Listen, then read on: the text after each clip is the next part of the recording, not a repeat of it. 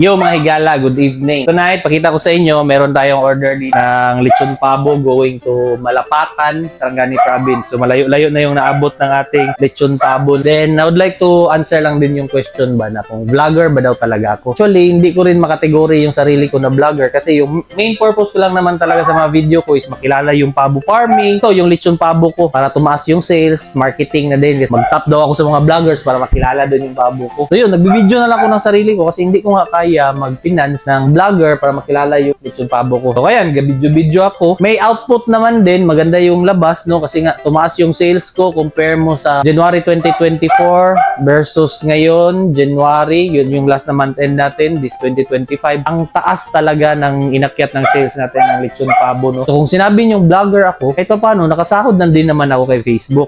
So, hindi naman ganun kalakihan yung sahod, okay lang din naman. So, importante, 2 birds in 1 stone. Na-market ko yung lechon pabo ko, nagkapera pa ako kay Facebook. So, okay na din yun, no? Sino pa bang mag-market lang ako ng lechon pabo, nagkasahod pa ako kay Facebook. So, thank you. That's it. Ang gabi.